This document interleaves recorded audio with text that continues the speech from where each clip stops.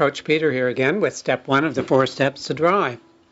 This is the first week's routine for all ages before going on to step 2, but for toddlers aged 3 to 6, this step alone will be all you need. First, we'll begin by breaking old habits and building new ones that lighten sleep. Here's how it works. One time I met an 8-year-old girl who had night terrors. This child sat up screaming every night at 11 p.m. No one could help, they just said she'll outgrow it. But I asked her parents to slip a piece of cardboard under her sheet, which would break her habit of deep sleep. The night terrors were done for good in 2 weeks.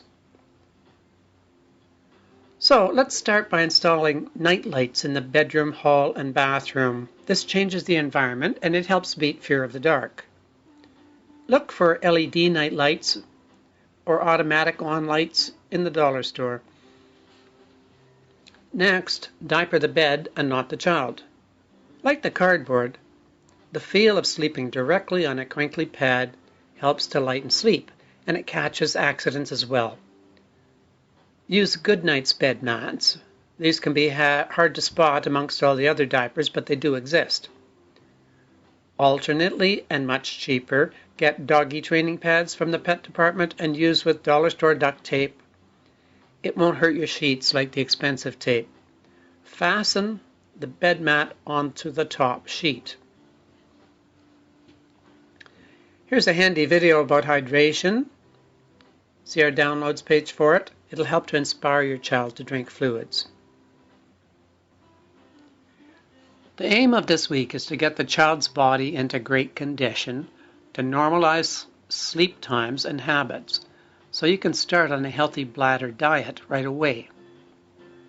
Milk in the evening is a problem in 2 ways. Many children are allergic to it, some are only slightly sensitive to it.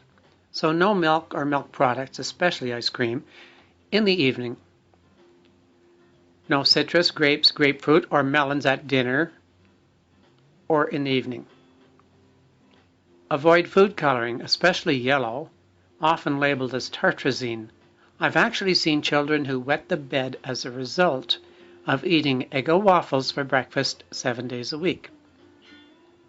Drink lots of water.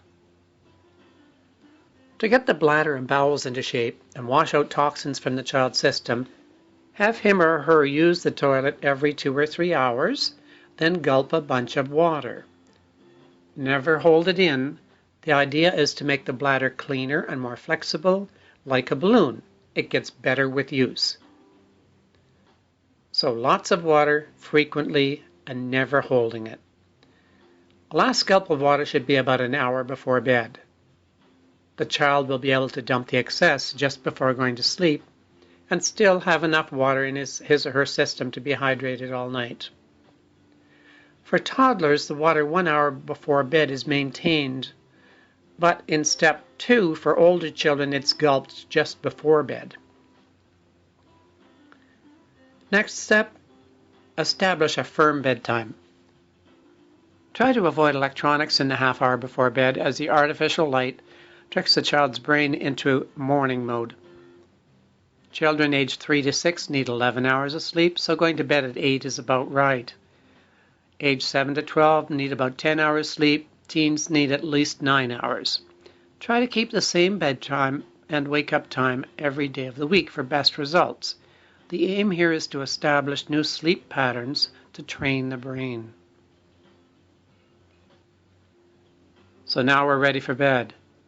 To help a child to wake easier, faster, and more wakefully, we use visualization. It's similar to self-hypnosis in that it reaches the brain very effectively. So, have the child lie down and close his eyes, pretending to be asleep. Breathe deeply and slowly. Then have him pretend to feel bladder pressure and slowly wake up to it. He gets up and he counts off the steps to the bathroom out loud. 1, 2, 3, 4, 5. Get him to splash his face. Really splash it, not just pretend. Before bed and during the night, splashing the face tends to create those sleep waves. Now use the toilet and go back to bed. And do it all over again. 2 practice wake-ups before going to sleep. Now tuck in and off to sleep. For children aged 3 to 4, this is all that you need. But for older children, you might want to go on to step 2, 3, and 4, which uses progressive waking and bedwetting alarms. Note that bedwetting alarms are very effective for older children, but are no help at all for children under 6 years of age. Explore the links on the download page. There's lots more information here. Look up the ebook. If your child is a toddler, the toddler's ebook has a lot more detail.